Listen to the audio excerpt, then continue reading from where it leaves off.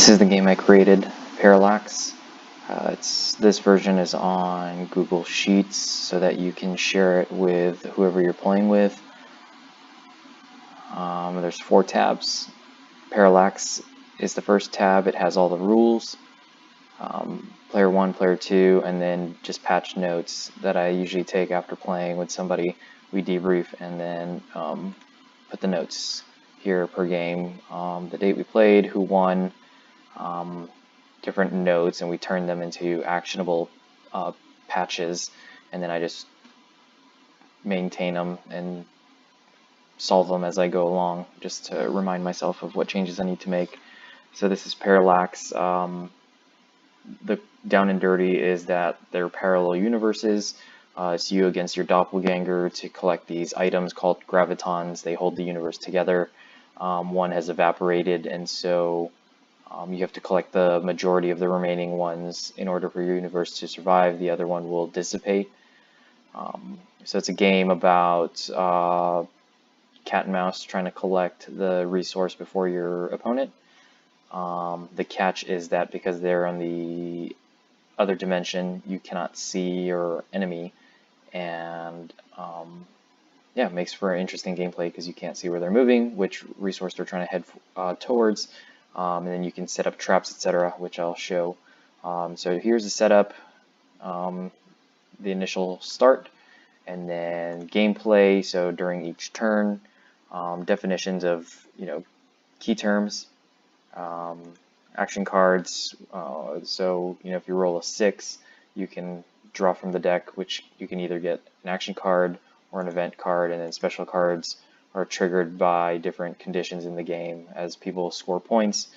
Think the blue shell mechanic in Mario Kart to kind of turn the tables or tip the balance. So go ahead and read that, but I will just walk through the actual gameplay. So here you have Player 1 screen and Player 2 screen. They're more or less mirrored, except Player 1 has this additional thing, as you can see, and that's just the start to start the game.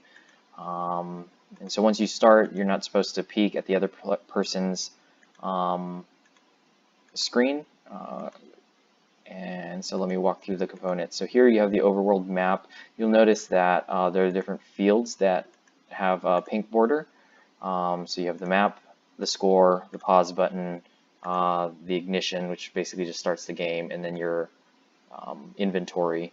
And so I put here input data only in fields with a pink border, and because everything else has codes in them, and so the places with pink borders, they don't have code in them. You'd have to hard code data, and then it could trigger other things. So here you have your overworld map. This is where you will be moving, and then next you have a parallax tracker, which is essentially a compass into the other dimension, and it shows you where the gravitons are. If you step on a void, or whatever the case may be, you will be notified. So here's your condition meter. If you step on a void, you'll be notified here. Yeah, these are all the void trackers. Here's a legend. So 1 is your location. So wherever you move, you use a 1. And then your trail. So if that's no longer your current position, but you walk there, you just leave a dot, just so you know it's an area that you walked and it's a safe space to walk over. G's are going to be the gravitons, and I'll show you how to set those up, but these are the items that you're going to be collecting and bringing them back to your base. If you're player 1, this is your base. You start and then you move out, collect it, and bring it back to your base. I'll show you how movement works. And then V number are the voids, and so over here you have the voids box. As you input the different voids, so green, the V1 will go in green, V5 will go in green, etc.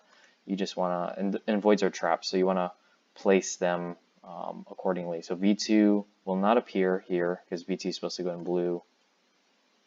And so the setup is you want to put V1, V2, V3, V4, V5, V6, V7, V8. So you can put up to 2. You have to put 2 voids per quadrant during the initial setup, and I'll show you how that works. Right now I'm just kind of going through each of the modules on the dashboard. So and then X in the legend, you know, you can kind of like Minesweeper, if you suspect a void is there, you can just put an X just to remind yourself as a visual cue not to go over that space. All right, so there's a pause button, pretty neat feature in the event something's not working on the other players, or if something's not working on your sheet and you want the other person to come peer into your screen, but you don't want them to see all the critical information like where you had placed all your traps and or what items you have in your hand. Let's go ahead and put an X there, and it'll block out all the critical information locations or cells so that they won't see that critical info. The dice roll and the action cards. So dice roll is a random generator. You just press Control R to activate it. You keep pressing Control R and it'll randomly generate a dice roll. The action card will only populate if there's a 6. So if you roll a 6, a action card should appear. A lot of the same number will keep appearing. You just want to look up top and see that it'll say saving. That way you know that a random, you know, the number is being generated. Even if it's the same number, it just happened to fall on the same number. So 5, 5, it says saving. It recognizes the roll. So if there's a 6, okay, that's the only time action card will populate. That's when you collect the actual, you pull from the deck. And this is the deck right here. It has corresponding numbers. So 8, you would pull this, move void, and how to collect it. You essentially just find the corresponding location in the inventory, move void, and put a 1 there. And that just shows that's how many you have remaining. And if you want to use it eventually during the game, you're going to reflect the same, and so it ultimately cancels it out.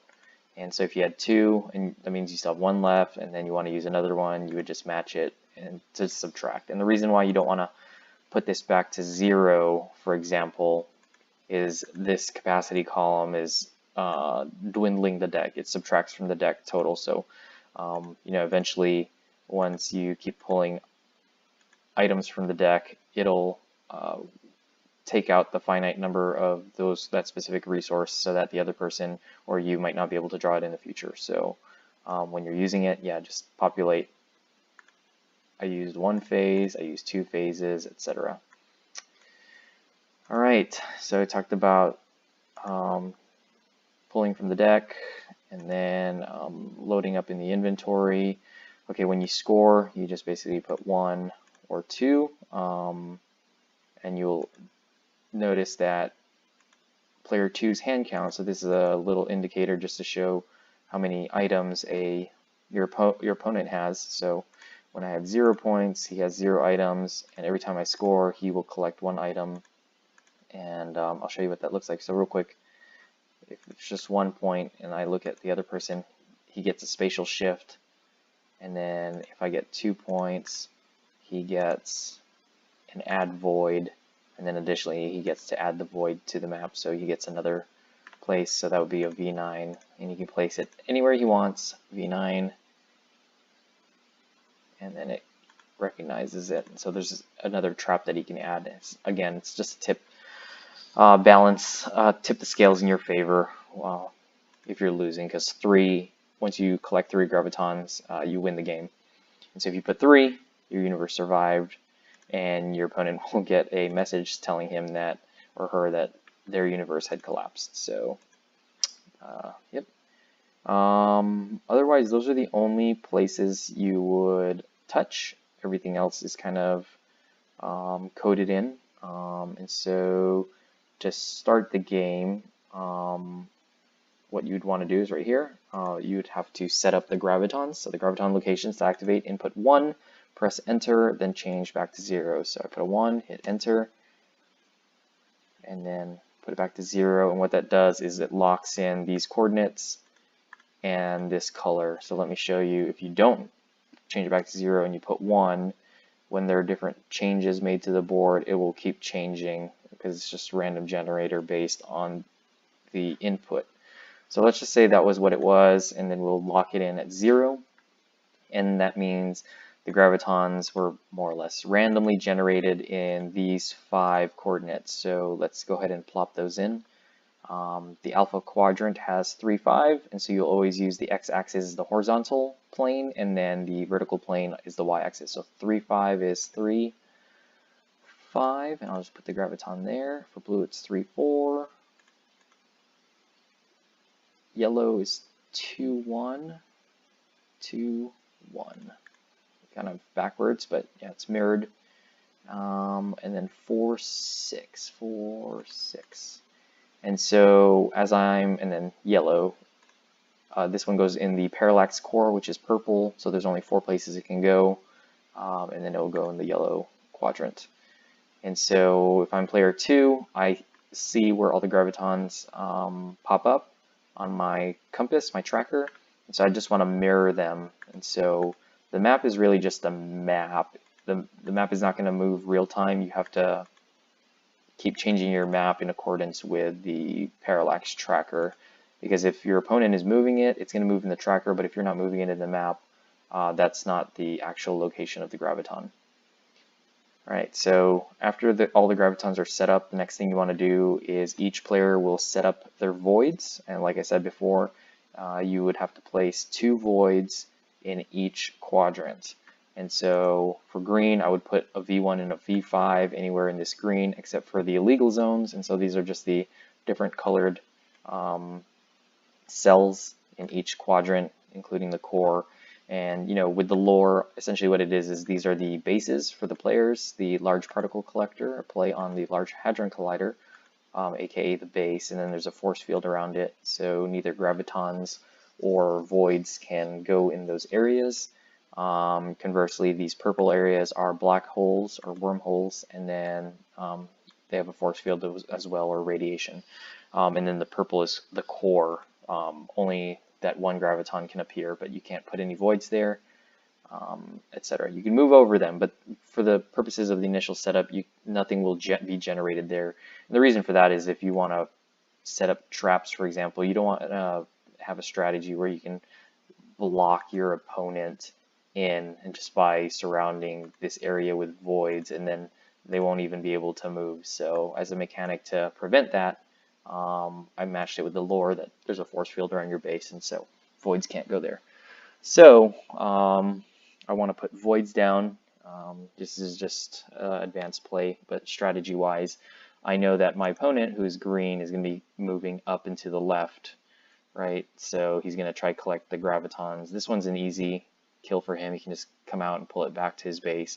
But for the rest of them, I know he's going to have to venture up and to the left, and so as I'm placing my gravitons, I kind of want to forecast his movement, and so I think he's probably going to traverse in certain areas. So what voids do is if the opponent steps on them, he can't see them on his side of the map, but if he steps on them, I'll be notified, he'll be notified, and then he essentially has to start over from his base. And in the lore, these are just voids or black holes that his character will get stuck in, and then they would have to send another Q-Nut from their base to venture out and collect the gravitons. So I'm going to go ahead and just put the gravitons out now, where I think most likely my opponent will step on, and just make sure you're putting the right graviton or the right void in the right quadrant. And you'd have to look over here in the voids box. So V2 and V6 are in the blue, V3 and V7 are in the yellow, etc.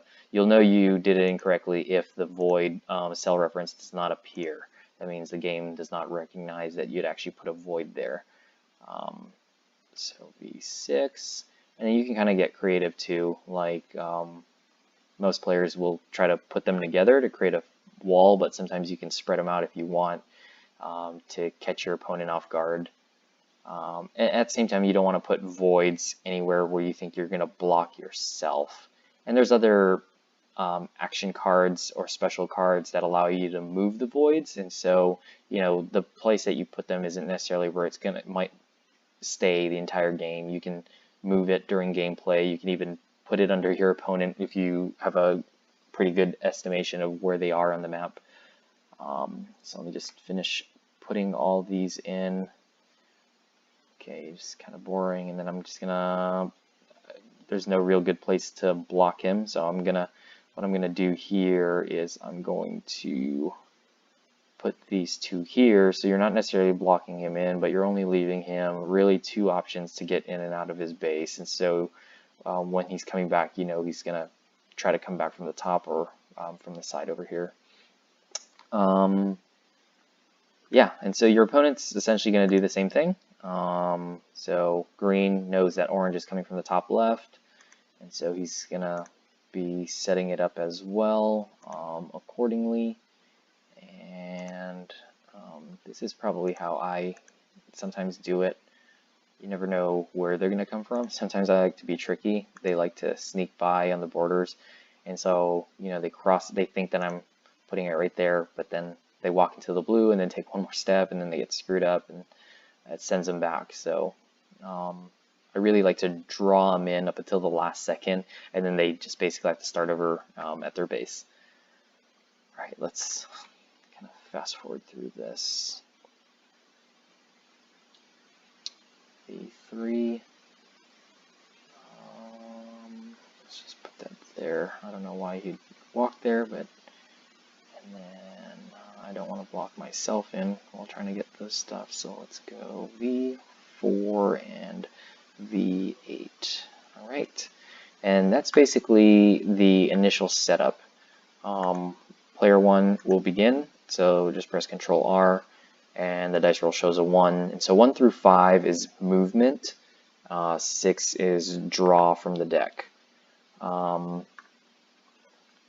so movement would basically be stepping off your base, doesn't count as movement. So this is 1 right here. And you'll notice that the dice roll keeps changing. That's just the function of Excel or Google Sheets is the random generator will generate a new number. It's volatile. Every time there's a change within the sheets, it'll change automatically. So don't worry about when it's changing. Just recognize the number that is generated when you press Control R. And another thing to note with Google Sheets is press Control R while you are clicked on a cell. If you click out of a cell, let me just show you what happens. It refreshes the entire page, and that can get a little bit annoying. So Control R, Control R, Control R, Control R. So yeah, it's rolling. So when I'm done, I just announce it, and then player 2 will go Control R, 1, all right, so 2.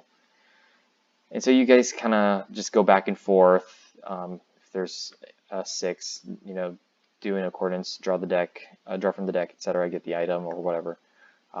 So let me just kind of fast forward and show you what I would do if that's the end of my turn. I would change these to dots just so I know I don't get confused of which number 1 I am. I always want to leave the number 1 as my current location, my locus, and then everything else where I'm not is the trail.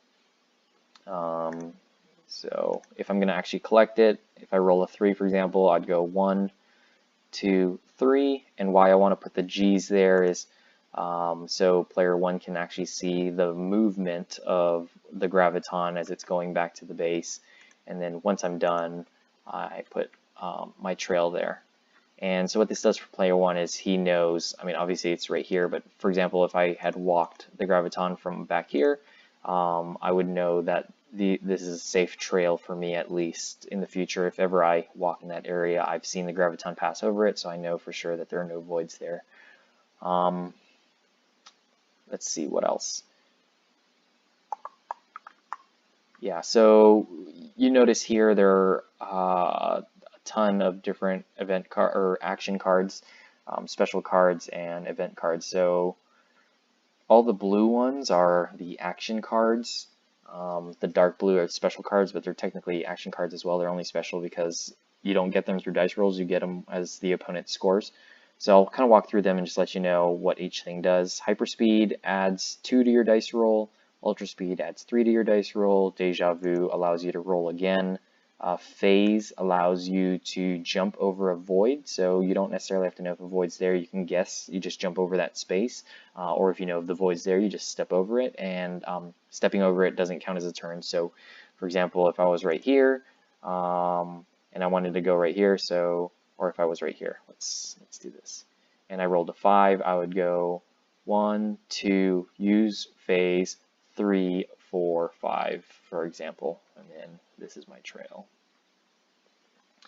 And then lastly is detect void. So if I'm moving, same thing. Let's just replay that. If I was here and I rolled a 5, I'd go 1, 2, detect void. Is there one in K7? And my opponent would have to either say yes or no. If yes, then I could, on my side, if it was the other way around, I'd mark it with an X just so I wouldn't step over it, and then I'd go around it. 3, 4, 5. If he says no, then I know it's a safe space, then I could just put a dot there, or whatever the case may be. And so those light blue action cards are taken with a roll. So yeah, they either enhance your movement, or you're using them while you move, or like Deja Vu, you roll and you get a low dice roll and you want to re-roll, you declare using Deja Vu. With action cards, you can only use 1 per turn. And then drawing an action card, so if you roll a 6 and you drew from the deck, that constitutes as your turn, if it's an action card. If they're event cards, then that doesn't count as your turn, but I'll cover that just in a bit. So recall, teleport, and move void. If you want to use this, you do not take a movement roll. If it's your turn, I just say, I'm going to use recall, I'm going to use teleport, move void. So recall, what it does is it automatically teleports you back to your base, and that's your turn. And the reason why you'd want to use it is, for example, you're halfway across the map, you're trying to grab a graviton, all of a sudden it starts moving because your opponent is taking it. They land higher movement rolls than you, and they are making, they're getting the hell out of dodge, going back to their base, and you can't even catch up, and you're like, screw this, I'm cutting my losses, I'm going to jump back to my base. You can use recall, go back to your base because it's closer to another graviton. Teleport is kind of the opposite. You can choose wherever you want on the map to include over gravitons. You can teleport there. It's pretty OP. There are only 2 in the deck. Yeah, depending on how OP the card is, they're more limited within the deck. You can land right on top. You can choose to land right on top of graviton or another space, and you could accidentally land on a void, and then if you do, then you automatically just get transported back to, or you have to start over at your base. Move void lets you move any one of your voids. The thing with the voids, though, is they cannot cross quadrants.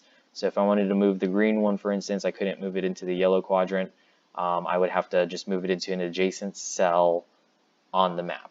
And there's a Pac-Man effect that happens at the borders. So for example, if I wanted to move one of the quadrants in the green, or one of the voids in the green quadrant down, it would just pop out on the top of the map. So V1 would actually pop out right here if I moved it down. And then I would just delete that. And then it automatically updates in the voids box so that the game recognizes it. So if the opponent steps over it, they will get affected by it. Let me show you real quick what that looks like when they get affected by it. So I just put it right there. So if he steps over it, he gets notified. His condition meter, essentially, he got stuck in the void, and he has to start over. On my side, it gets triggered in the Parallax tracker. I know that he stepped on that one. And so if I see it pop up, I'll say, hey, you stepped on a tracker, if he didn't already notice it in his condition meter. All right, so you can move voids. It alters the landscape, and so it adds a little bit more to the strategy. Spatial shift, you get it when your opponent scores. Think of it like a blue shell in Mario Kart. Spatial shift is pretty OP and ridiculous. You want to kind of save it for the late gameplay. What spatial shift does is it moves, kind of like move void, is it moves all of your voids in one cardinal direction. So you can move all of them, but it has to be in the same direction. I want to move all my voids to the left, move them all up, move them all down, move them all right, and then the same thing, the border effect, the Pac-Man effect still takes place. Additionally, voids cannot move over illegal spaces, which are over gravitons, or in the force fields, or in the core, or in the black holes themselves. Anyway, any of the different colored cells within the whatever the majority of the color of the quadrant is. And so if I moved these, for instance, up, if I moved all of them up, this one would go through and pop up right here, and V7 V3 would end up right here, and then V7 just moves up and takes that spot, and that's kind of how it would work with the Pac-Man effect going on. And then these would go up V8, V4, etc. So yeah, if your opponent thinks they know where all the voids are and they're avoiding them successfully, and then you use spatial shift, yeah, it changes the landscape. Add void, you get that when your opponent scores twice, and then you can essentially add a void anywhere you want on the map. And so, yeah, so for example, if I scored twice, I can see that player 2's hand count, he's got 2 items. He's got both spatial shift and add void, but it adds an extra place where I can add a void on the map anywhere I want, and it gets coded in. Wormhole U, wormhole I. So it's possible to do a dice roll, get a 6, and you get anything, a 9, 10, or 11. These are the event cards. They do not count as your turn, but as soon as you get it, the effect is activated, and then you resume your turn. So you would have to roll again. If it's 1 through 5, you get movement. If you roll a 6, then you have to pick from the deck. And so it's possible to actually have multiple events triggered. If you roll a 6, get an event card, and then you roll a 6 again, you pull, and it happens to be an event card again. There's only 3. And these are just kind of like left field events to just add a little bit of chaos. So wormhole U, if that's drawn, if you drew it, just think of it as there's the U and the I. If I drew it, a wormhole U, I tell that person, hey, you fell in through the wormhole U. If you drew the I, it's, oh, the wormhole is affecting me because it's wormhole I. And what the wormholes do is it automatically transports you into one of the wormholes. These are the 2 purple corners, and you get to choose. You don't have to tell your opponent where. You just, when you draw it and you realize it's a wormhole, you just declare it wormhole U, wormhole I, or whatever. The opponent has to move or you have to move, and you don't have to tell them because there's 1 of 2 places you can go, but you want to keep your location still hidden. And that's the thing with the action card is, if you rolled a 6 and there's an action card, you would have to say, I'm going to draw an action card, but you don't have to tell them what it is. Just kind of like in real life, if you're drawing from the deck, they see you drawing from the deck, but you don't have to show them what card you got. Gravigenesis, what that does is it randomly generates a graviton in the field of play. I think it's only going to be in the core. So for example, if I drew it and I put 1 here, it shows red, and so I'd have to lock it in so it doesn't change. So it goes in the red right here. So an extra graviton just gets added to the field of play. And so now there are 6, which means there can be a tie, and I really didn't think of a tiebreaker mechanic because gravigenesis was something we added in the later iterations because we realized, once a player has 2 and he's about to win, the opponent is kind of losing incentive to play, and so we kind of added all these blue shell mechanics to keep everybody on their toes up until the end of the game. I think that's everything that I've covered. Yeah, so hopefully this becomes a little bit more intuitive as you go on, and there's a lot of modules. It's only because it's coded in Excel. I was kind of limited with how to make it work. I could obviously have spent, if you look at that code, or that, not code, but the formula, there's a lot of nested functions. I don't want to become too overwhelmed. I already was, but yeah, I just really created this so it could be play tested. Yeah, so let me know what you think.